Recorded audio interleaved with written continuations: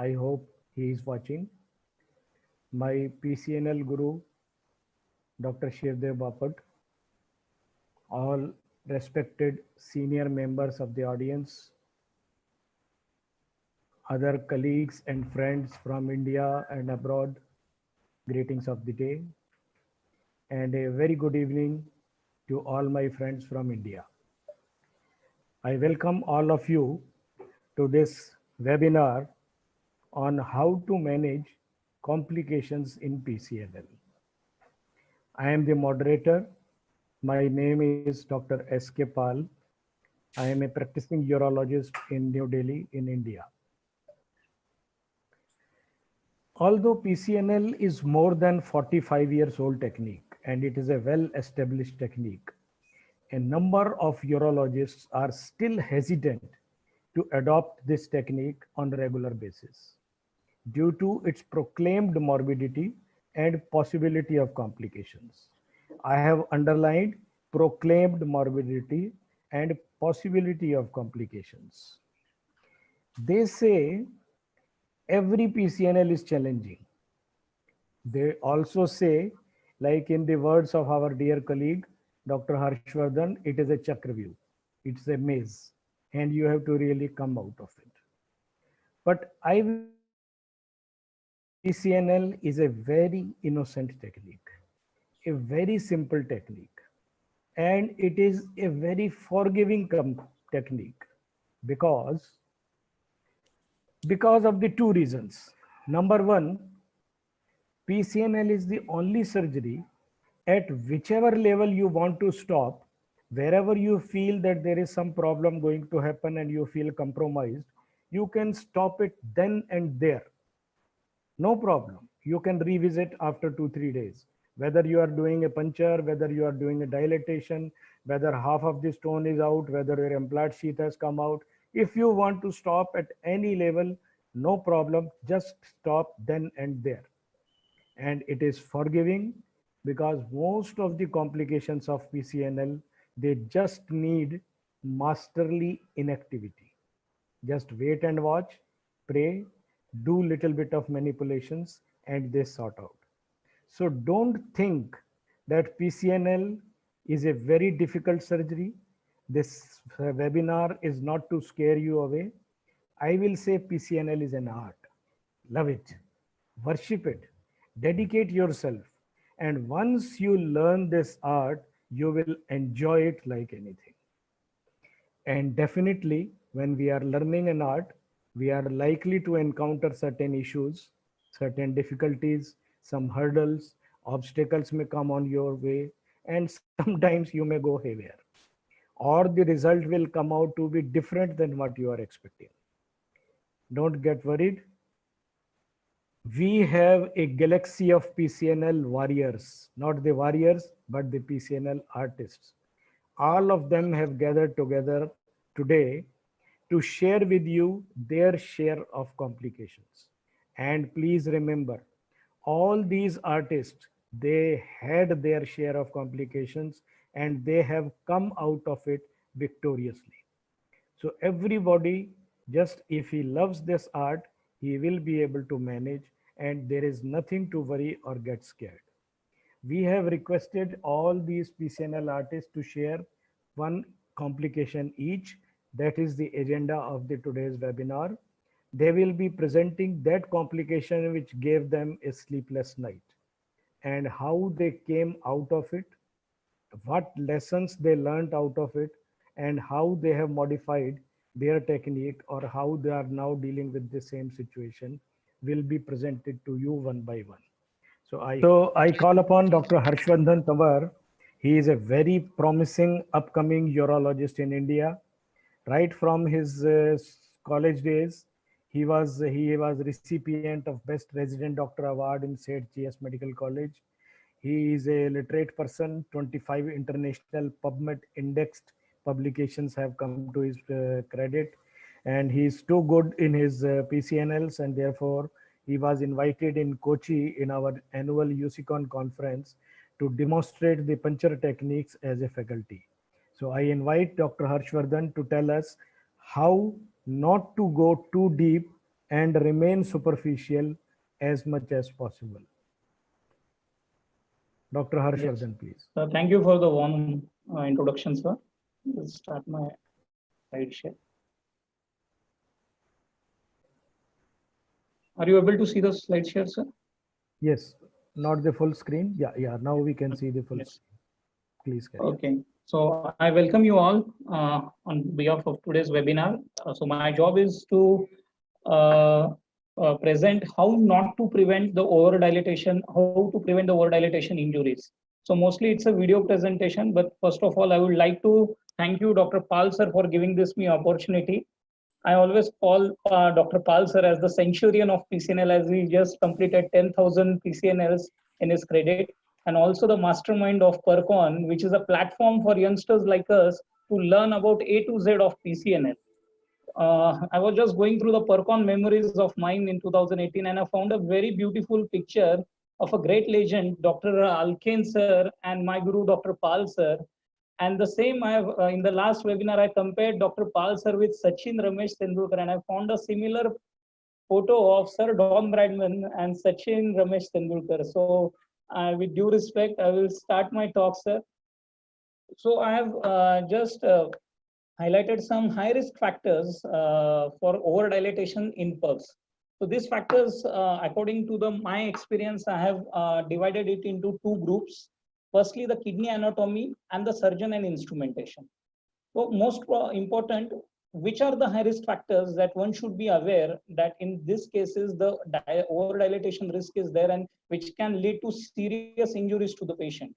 So in kidney anatomy, first we will like to see that when the system is non-dilated or there is a very mild hydronephrosis, yes, it's the most important factor where one can go ahead over-dilating the system. Or when the stone is in a calyx with little purchase, that it's in a calyx, only in the calyx, and you have a very little purchase and your glide wire is not able to pass by the stone and go into the pelvis or the ureter. If there is an infundibular stenosis in malrotated kidneys, in hypermobile kidneys, you try to push in the guide rod or the alkanes or the single step dilators. It's a complete bifid system. Again, there is a chance of over dilating the lower pole of the kidney, the pediatric kidneys or the horseshoe kidneys.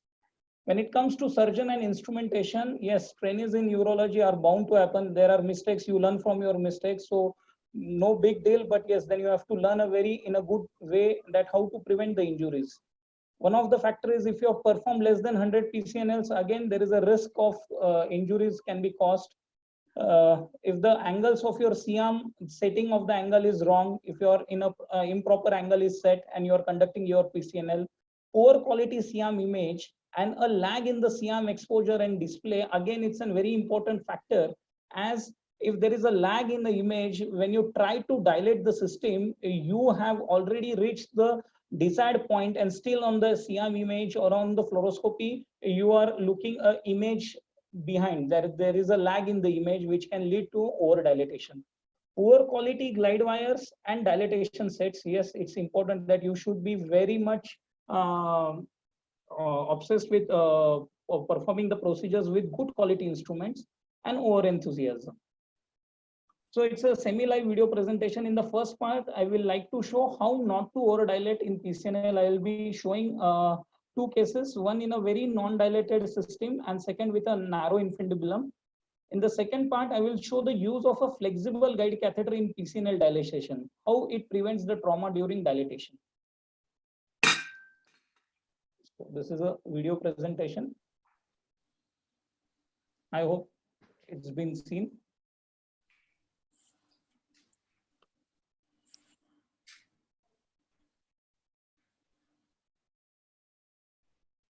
So in the first case, we'll take a case of a non-dilated inferior calyx with an inferior calyx and a pelvic cal.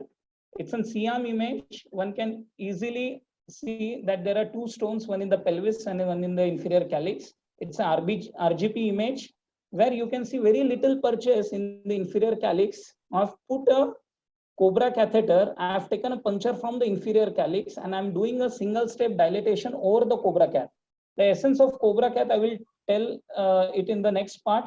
My Cobra cath has easily passed the stone and it is gone into the superior calyx.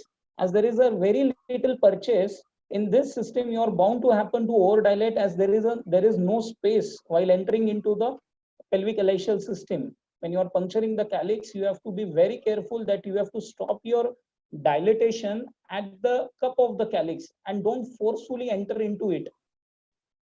As Pal sir have already told us that one should be very superficial and not try to overdilate the system, as it will lead to perforations and also it will lead to hematuria or bleeding complications. Now you can see that it's a static image. I have just stopped my dilatation at the level of the calyx. I'm inserting a 24 French Amplatz sheets. So it's a standard PCNL. What I'm conducting here is I have not pushed my dilators or anything beyond the level of the inferior calyx. I have not entered the infundibulum also. So I have just dilated it to the cup of calyx. I have left the dilatation at the point. And once this is done, you can see this dilatation system where the Cobra cath is in place. Over the Cobra cath with a single step dilator and a 24 French Amplatz, I've used to dilate the system.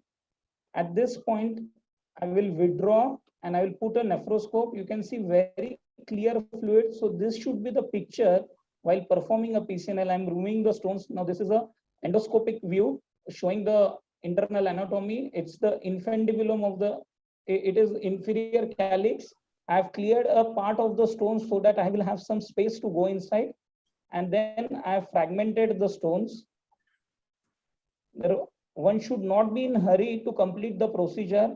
Take appropriate time. So once it was done, it is a CM image showing a complete clearance with a stent in C2. So the next video, I will show a middle calyx puncture with a very narrow infundibulum. Again, this is a scenario where one can damage the infundibulum and which can again lead to an infundibular stenosis. In this case, there are two stones, one in the middle calyx and one in the pelvis. I placed a glide wire from the inferior calyx also, and now I'm taking a puncture in the middle calyx. Okay. The another trick to avoid overdilatation is try to put your wires into the ureter so that there is a proper path which is formed over which you can dilate. So once I have taken the puncture, I will try to put a glide wire into through the narrow infundibulum of the inferior calyx into the ureter. So the wire has walked into the ureter. In this case, as it was a very narrow infundibulum, I did a mini PCNL.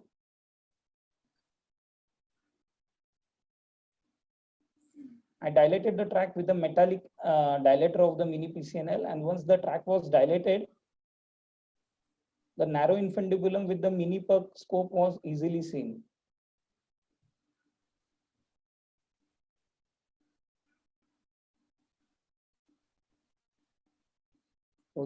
So I kept my dilatation. I did not try to enter the infundibulum or not to overdilate, as the stone was then easily seen. Once the stone was seen, we removed it. Now you can see this narrow infundibulum. So there was no big trauma. So the scope easily went into the pelvis and the pelvic stone was also visible from the middle calyx.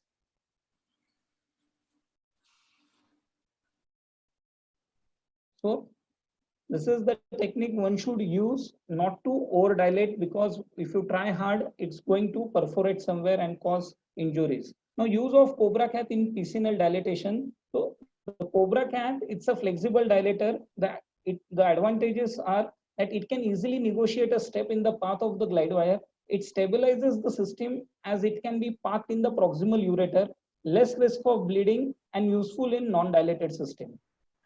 So in this, to show the use of Cobra cath, I will show 3 cases with all 3 solitary kidneys and with non-dilated systems. Here is the RGP. You can see the stone was there in the inferior calyx. The wire was parked in the ureter. So how the Cobra catheter works, actually, I will show you. Now I'm inserting the Cobra cath over the glide wire.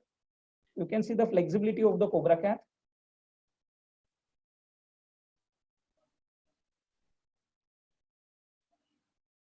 So it easily goes inside. I'm trying to insert my Cobra cath. It takes the curve of the glide wire and it has entered into the upper ureter. So this fixes the system very nicely. And in narrow systems where the hydronephrosis is that much, it can help us to reduce the chance of dilatation injuries. So I'm dilating it over the Cobra cath.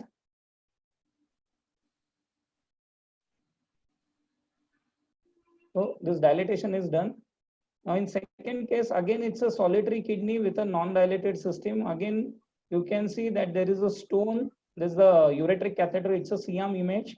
Now it's a completely non-dilated bifid system with a solitary kidney. You can see the stone. I've taken a puncture from the cup of calyx and I've inserted my wire into the ureter.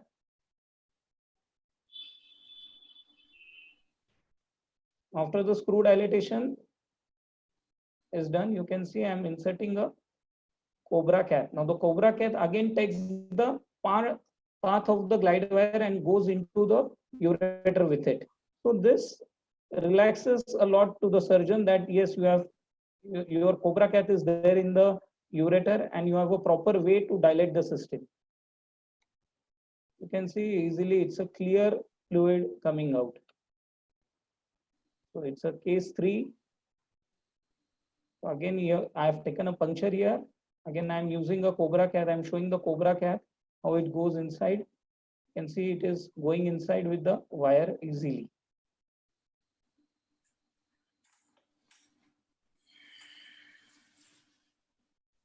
Thank you, sir. Thank you very much.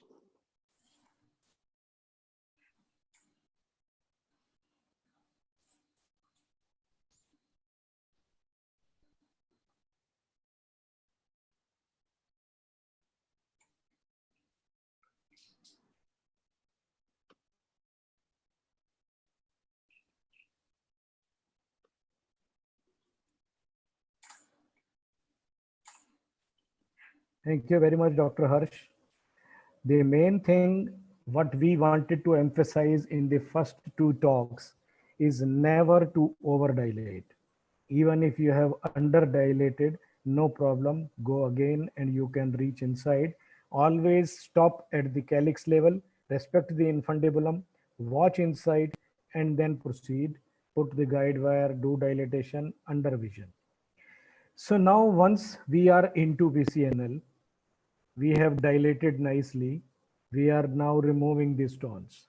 And once the stones are being removed, all of a sudden you see your implant sheath also comes out.